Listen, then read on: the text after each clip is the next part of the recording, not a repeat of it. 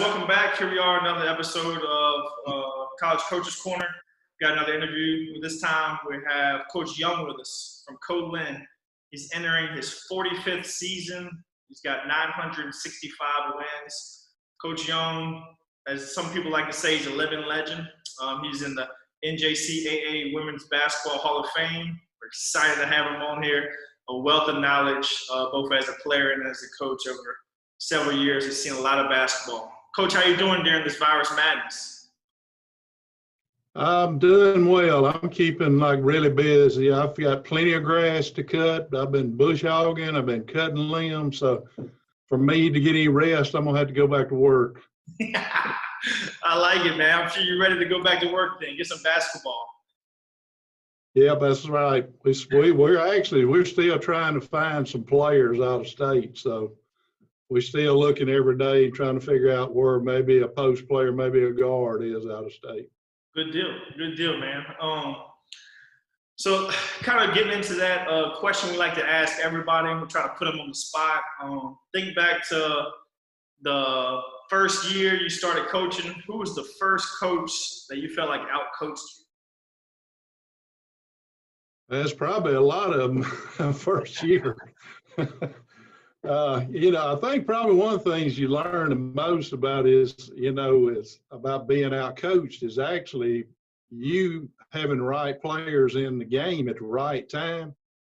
And I can think of some games, of where, maybe somebody runs 4 cross on you and they're trying to get the ball in, you need to foul, and you got the worst defensive player on the best offensive player, and they take off and run, get the ball, stuff like that. So I'm sure I've been out-coached a lot, but it wasn't because of lack of effort.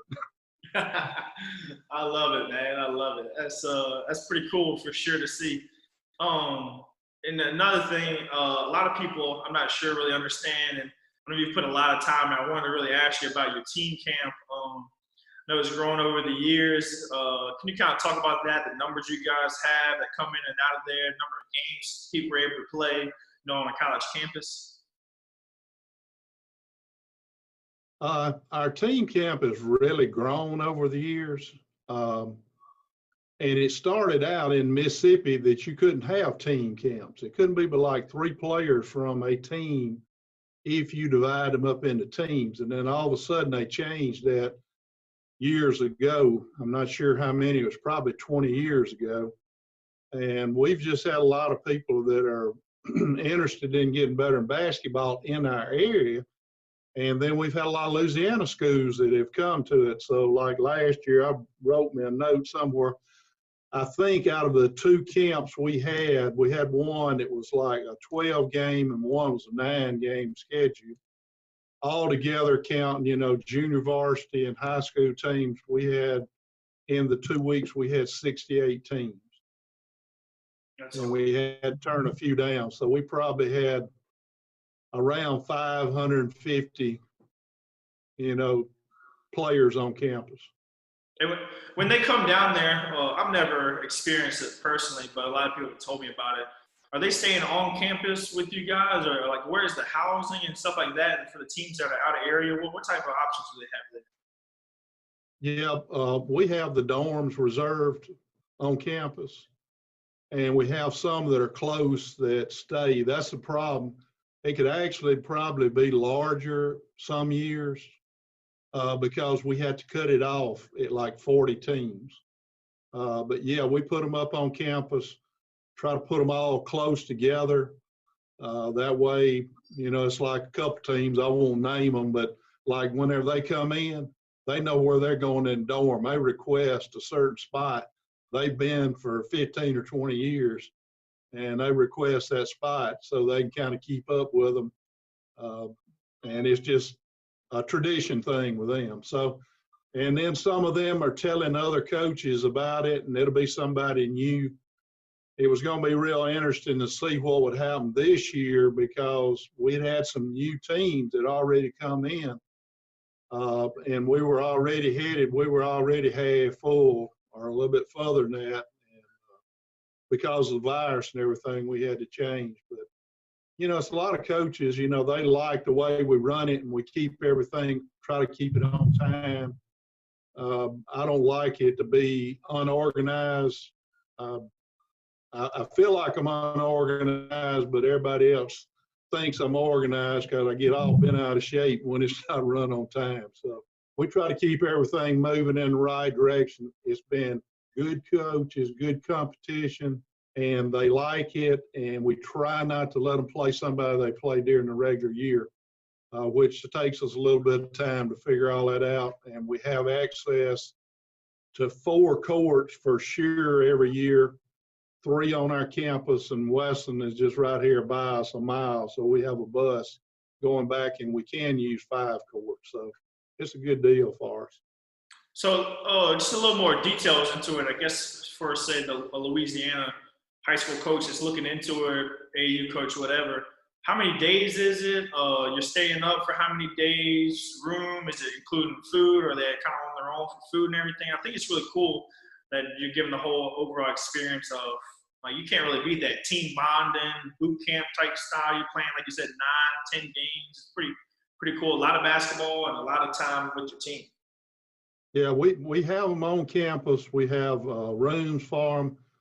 The first camp usually would start on like Sunday, and they'd play 2 games, Monday 4, Tuesday 4, 2. Then we come back with the 9, and we'd play 2, 4, 3.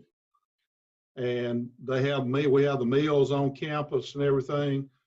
We may have one night, may have hamburgers. At the last of it, we may have pizza, but they're eating in the cafeteria, breakfast, lunch, and dinner. So we've got it all right here. We have the official association, which is here for the Copiah, Lincoln area. We have them. They come in and they call the games. So we've got everything right here on campus. That's awesome. That's awesome. That's definitely a one-stop shop. You can get boot camp, team retreat, all in the same thing, man. That's cool thing. We might have to check that out myself. Can you talk about, like, so you've been at Co-Lin for 40 plus years, and you also played there. Can you talk about, I guess, in general, how exciting it is to coach at your alma mater, and just how much, I guess, pride you've kind of taken over the years of really staying there and rehauling it out all by your own for 40 plus years? Well, I started off, I played, I guess I'm telling my age now, I played here 69, 70, 70, 71. Then I played 2 years at Mississippi College, and I was actually a men's assistant coach at Brookhaven whenever I got out of school. And then I was there 2 years, and they needed somebody to come in. The high school, Weston High School, was actually on this campus. So I was kind of lucky because they needed somebody to teach 5 math classes in the high school, start giving scholarships for the women's basketball team, and be the assistant men's coach. And then the order of it was probably assistant men's coach, math, and then the women's basketball team. So I had the math and all that, and I had played here and everything. So it kind of worked out. I mean, it's good. I played basketball at a high school named West Lincoln, which is probably 25, 30 miles from here. I love being at Co-Lin. When I was at Co-Lin, and the opportunity to come back was just great, and it's a good situation. My wife and my family are both here. It's good for our kids. I even read up on you a little bit, being kind of getting out of the college part to be more around. I think you got a 2-year-old? Yes, sir. Yes, sir. Yeah. Well, I mean, nothing wrong with that. I mean, that's good. You got to decide what's important to you. And that was important to me. And a lot of people, the thing about junior college, they'll say, well, you ain't got but 2 years. Well, sometimes that's a good thing. You ain't got them but 2 years.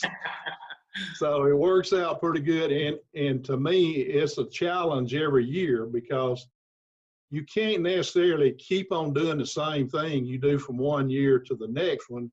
You have to change with it. And I like that part of it, being able to figure out what change is. And sometimes with the players you get from different places and their level of understanding defense, offense, and everything, you know, it's a big learning curve for some of them. So it may be second semester before you get it all together. Yeah, for sure. Definitely. You definitely got a lot of turnover, and you're definitely interacting with a lot of student athletes over those 40 years. So you kind of already jumped into my next question. See if you want to add anything else to it. You know, what makes Co-Lin so special to where you go there as a student athlete and then you stay around for 40 plus years? I mean, I'm sure you had countless opportunities to advance or jump off to another job somewhere. What makes Co-Lin so special and had you hang around for 40 plus years?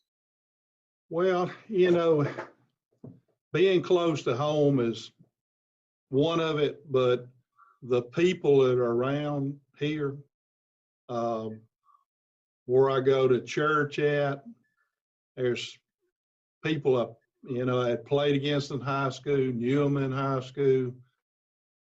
Just being around, being able to recruit this area, you know, now that state's opened up, it's a little bit different, but you know, sometimes I go to games and when I come in, they'll be like, "What you doing here?" You know, because they ain't got a player, you know, we just, you know everybody's close. And we got some really good people at Co-Lin. And, you know, I just like being around people like that. And the challenge is, you know, very good every year, you know, to what you've got to do with your team and everything. I mean, it's a great fit for me. It may not be for everybody, but it's a great fit for me.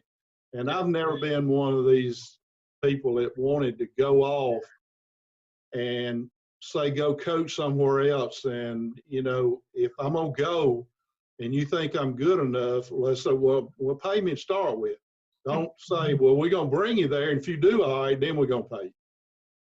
Okay. If you want me to come there, pay me now. So I had never been, you know, looking for that. And, you know, some people will say, well, you know, maybe you didn't go for going for senior college and, you know, wanting to coach there. I'm very satisfied from where I'm at. Hey, and I could have probably been satisfied at a high school.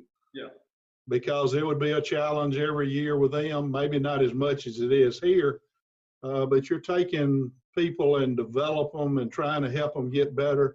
And you're also trying to help them be a better person and go out there and make some. And, you know, it's like, I guess it was maybe it was a year ago. I can't remember if it was for my 900th win. A bunch of my former players come back. I'm talking about it was like a lot of them. I mean, it was like great, you know, to see all them. And then I had the first team that we ever went to the national tournament with came to a game this year. And it's good seeing them. I mean, I have them call me all through the year. So it's a lot of good things going on for me. I mean, I have no reason to even think about going anywhere else. I love it, man. I love it. You know, we always talk about as coaches, you know, players are trying to find the right fit. You know, even as coaches, you know, you're trying to find the right fit too for what fits you and everything. And that, I think you're definitely a testament to that of, you know, people make the plays and it's all about the fit for sure. Next question, really want to get into, you know, given your experience, like we said, 40 plus years, so you've seen a lot of basketball. How do you feel like recruiting has changed over the years in basketball in general, with you guys in particular, where you can only have 3 kids from out of state? Can you kind of touch on that a little bit? Real quick, you know, when I first got in the league, you could have no out-of-staters. And you only had a district in Mississippi, like I was recruiting from 26 schools. So if your district wasn't very good, then you could have a really bad team. And that did happen one year. I had 2 players that I signed off my team. Everybody else was walk-on tryouts. Wow. And then it started changing. We went to out of state and the district. Then we went to out of state and a protected list. And now the state is opened up. So it's got a lot more competitive now because Mississippi is a small state and we got 15 junior colleges. So we're all fighting for the same players. Well, you're going to have to sign 5 players every year. Well, with 15 junior colleges, you say 15 times 5, we're talking about 75 players a year. It's hard to be 75 players in Mississippi in a year. And you're going to actually need more than 5. Like this year, we're probably going to have to sign 9 or 10. So that part's got more competitive. We go to games, there'll be 4, 5, 6 coaches at a game. Once upon a time, you'd never see another coach at a game. So it's got real competitive, if we had more out-of-staters, but, here is, they're more like, we're talking about community college. They want community people closer, Mississippi involved in it. But it's very competitive in the state. And we need to hit on our out-of-state players, us being able to get 3. And they need to be really good players because we don't need to be bringing in an out-of-state player that can't play. And when we do that, that's what makes our teams a little bit better. And we've had some really good players, especially from Louisiana, on our team. For sure. So we're getting to the recruiting process. When you're recruiting a prospective student athlete for your program, what kind of goes into that process?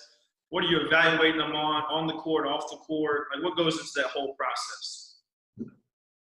Well, part of what we're going to do is we're going to look through and see how many connections we can get with a player. So, in other words, like the recruiting services and what you're doing now is really, really good. I'm going to tell you that. If it keeps getting better, you're going to have something really good. But you've got that, and you got other recruiting services. You're going to see that. Most all the teams in Mississippi put their stats on Max Prep. If it's on it and you think there's a player at a school, you can look at it and see what their scoring average is, their shooting percentage. They say, well, somebody's a real good 3-point shooter. Well, when you look at it, their percentage may be good, but they don't shoot but 1 a game. Yeah. Or it may be that they make 2 a game, but they shoot 10. So they 2 for 10. That's not very good. Yeah. So, you can look at some information like that. And then what we do is we'll go and we'll look at, or at least I do, I go and look and see who's on the all-state team, especially like in Louisiana. Who's all district, who made the all-star, like who y'all got listed, top 25 players, next 25, whatever it may be. There's a couple of different places have Mississippi. I think ESPN has one where they have some listed.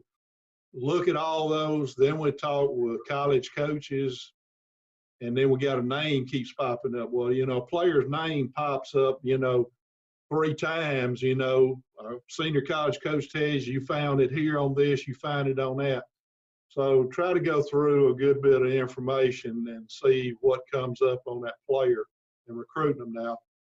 When you go see them play in a game, somebody that's a good player is usually, you can tell them pretty quick. Mm-hmm. Okay? I have a buddy that goes with me sometimes, especially in Louisiana. He'll go with me to a game. And we're at Dominican, and they got those 2 courts right there together. And he's watching one, I'm watching one. I start to go over the other, and he tells me, he says, hey, there's a girl over here you ought to check out. She ain't bad. Well, I go over and check her out. It's probably been 5, 6. I can't remember what the girl's name was. But she signed with an SEC school. So, it's easy to pick out a good one sometimes. Yeah, for sure. So that's what we laugh about all the time is, he can pick out a real good one. So, you can pick them out. But you look at a lot of different things. You look, at how they shoot the ball. If the form is good, they handle it. If you're looking at somebody handles, well, they can handle it against pressure. And in their attitude on the court, you steal the ball from me, man, if you don't turn around and bust it going back and try to knock it away or something, that's a minus for you. So, we like to see what their attitude is. Coach is talking to you and getting on you, and you're looking right at the coach, and you're taking that butt chewing, and you're acknowledging it, then you got a big, big plus on my side. So all that kind of stuff plays into it whenever I'm looking at a player.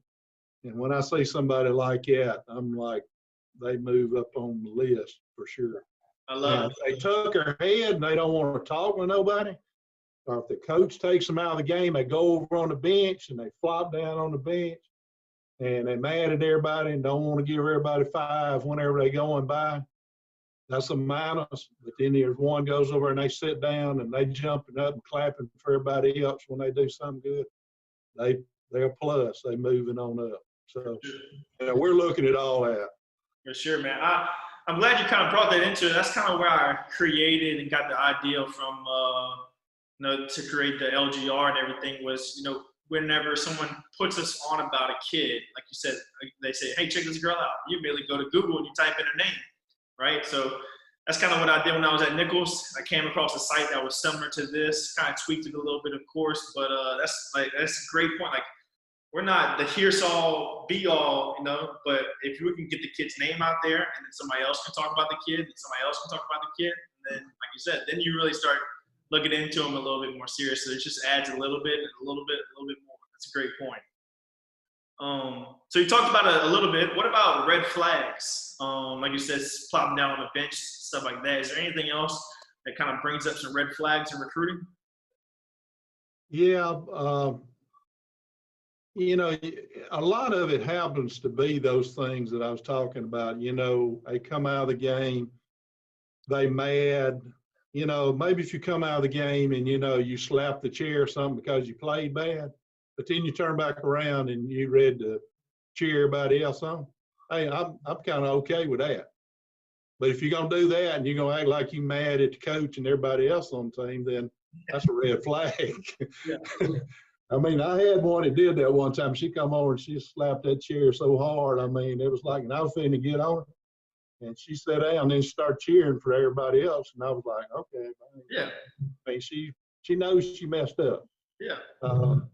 And then somebody in a game, whenever they quit, coach is talking to them, they turn around, walk away from them.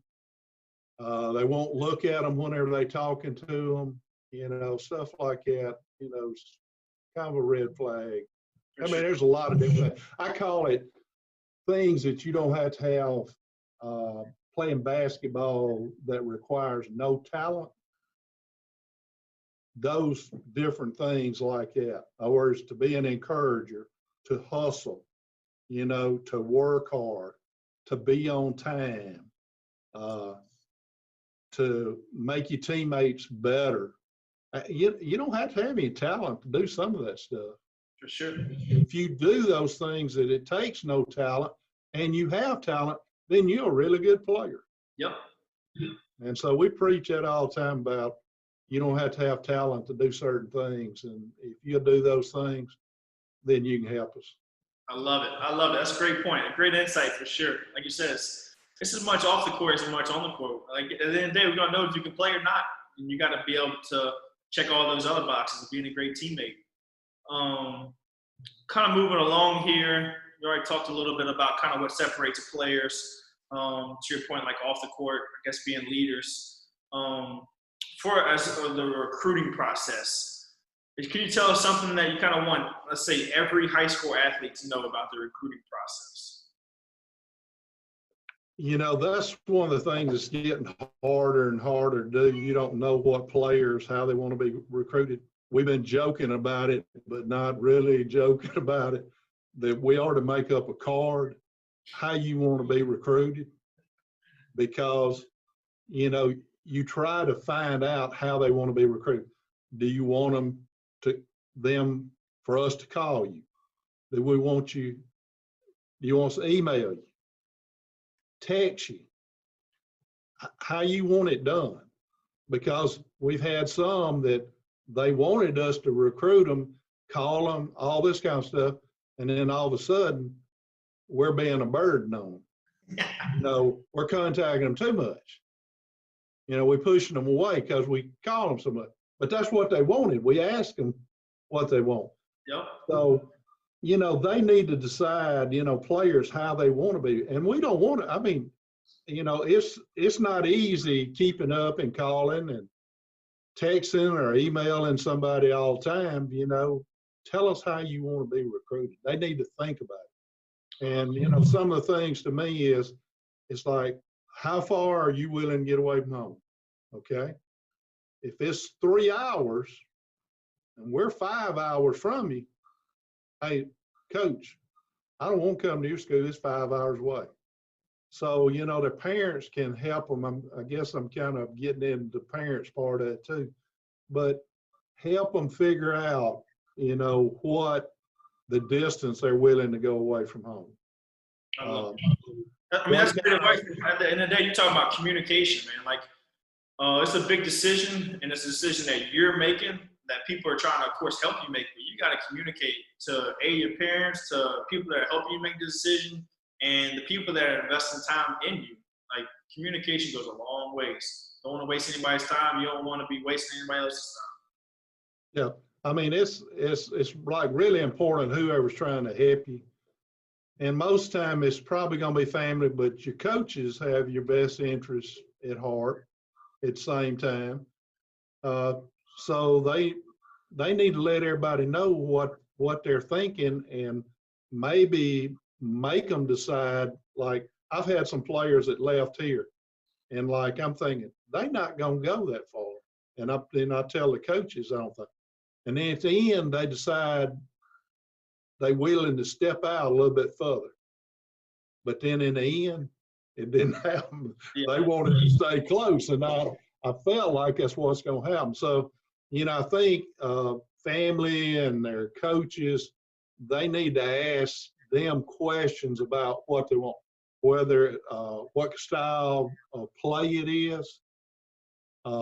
Regardless of what level you can play on it, you need to figure out kind of what that is, because if you're somebody that wants to play and like you as a coach, you work with them and you really help them try to find a Division I school, but they're not good enough and they go, now they're going to be happy.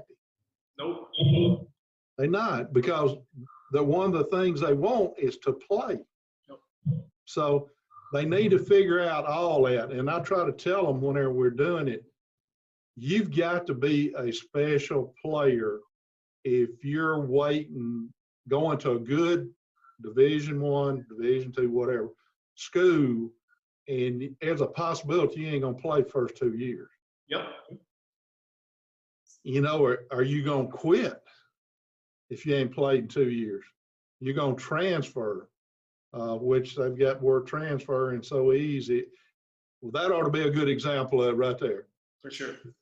I mean, somebody, you're not making some good decisions on your talent level, how far you want to go away from home, what the coach is like, what kind of system they run, whatever, because there's so many of them transferred. Yep. It's like unbelievable. Yep. So, need to do your homework really good. And, if it has to be, I mean, I've told some of them, said, hey, if you don't want to come here and you got somewhere else in mind that you'd like to go, tell me and we'll try to help you. But I said, we'll be honest with you at the same time about what your level is. And we've actually had probably the last few Division I transfers we've had come back in here were not good enough to start for us. Wow. But I didn't think they were good enough to sign Division I to start with. Correct. So, don't just get hung. If you want to play, find the level that you want to play on. And, everybody needs to be kind of honest with them about what it is. And I know that doesn't work sometimes, because I know that some people will push them to go Division I, and everybody knows they are not able to play on that level. So, I agree. Try to be realistic about it, because the bottom line is getting your education and being happy. And if you want to play, go somewhere where you can play. For sure. And the thing about it is, if you get better, then you may have more opportunities, or at least you learn what level that you need to be playing on. Yep. So in other words, if I go to Division I and I get them back in here and they play, And then whenever they finish up, they kind of realize, well, you know, I may not be a Division I player. Maybe I'm a Division II player, and I can be really good, and I'm going to get to play a lot. You know, maybe that's more important to me. Yep, I agree, man. Definitely, that's definitely one of the biggest pieces, man. Find the right level, find the right fit. I appreciate you sharing that with us for sure. We got one more question, Coach. Again, I really appreciate you taking about 30 minutes of your time for us.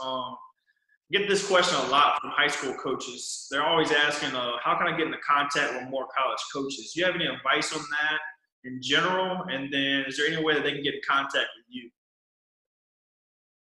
Yeah, you know, just, you know, if you need to get in touch with Coach, you know, I'm sure on their website, and that'd probably be a good thing to tell players, and I don't know whether they go out there and they actually look at it, but go to websites, look, see what kind of information they got out there. Like ours has game film on it, all that kind of stuff. Get our information.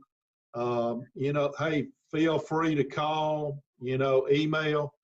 Sometimes I may lose emails because for some, well, I don't know why, I don't look because I've been here so long, but some days I may get 90, 100 emails.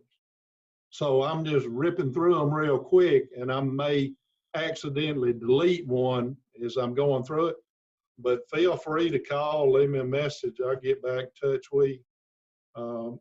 But, you know, most coaches are, you know, they're willing to help out, willing to ask questions about stuff that you want to do. And I'll just throw this out while I'm at it. You know, I know high school coaches may not have as much time, but like I retired probably 10 years ago so I could just coach basketball. I was actually the dean of students here. I was the athletic director and women's basketball coach. Wow. So I got rid of all that so I could just coach. So I've got time. But what I will do is I pick out who I think, and I'll look up the top coaches in the country. And I go on websites and internet, try to find where they've got inbounds. I mean, there's so much stuff out there, it's unbelievable. So, you know, you say, well, I don't know what to run against. They run a 1-3-1 zone. Well, you know, just put how to attack a 1-3-1 zone. And there's a lot of information out there. It's unbelievable. Now, I've got time to do it. It maybe high school coaches don't have time to do that. But if you take a little bit of time and go out there, you can find a lot of information. And I may go overboard because I was thinking, like, you know, we probably got 12 inbounds plays, and I probably got 6, 7 sideline plays. I mean, I got plays galore. I mean, and I'm, you know, I don't mind sharing, you know, what I've got with people. So, you know, there's a lot of people out there, they, you know, they glad to hear from coaches that's wanting to learn. And I don't know if I know anything, but willing to share at the same time. And I mean, I go to high school games, I look at it and, you know, I see inbounds played, you know, somebody's running a little bit. I saw one this year's running a little bit of a misdirection on it on a play we run, but they had a little misdirection to start with. And I was thinking, like, hey, I don't like it. Yeah. So, you know, maybe I add it to my inbounds play just because of that little bitty part. So it's something to learn all the time. Got to be a student of the game for sure. You got to be always willing to invest in your craft. I think that's the biggest message I got from you in general, man, is you got to be communication overall, and you got to be willing to invest some time. And I think we all got a lot of time on our hands right now. Yeah. Now, I don't know whether you can see this or not. Can you see that? Somebody needs to get in touch with me. Can't see it. Can you pick it up a little bit? A little higher. There you go. Oh, I'm missing assistant coach now. We'll go a little higher. How about that? There you go. I'll copy and paste that as well in there. So I'll take a shot of that. That'll work. Perfect, Coach. Again, Coach, man, I appreciate your time. Everyone watching, guys, feel free to reach out to Coach. Like you said, he's got an open door policy, man. Let's take advantage of that. And like you said, they're always recruiting Louisiana. So again, Coach Young, thanks so much. If you need anything our way, please feel free to reach out. Door is always open, and we thank you for coming on. Okay, appreciate y'all doing this, and what you're starting is really good for the players in Louisiana for sure. It's a good deal. Appreciate it, Coach. All right, Coach, if you need anything, man, let me know. Thanks.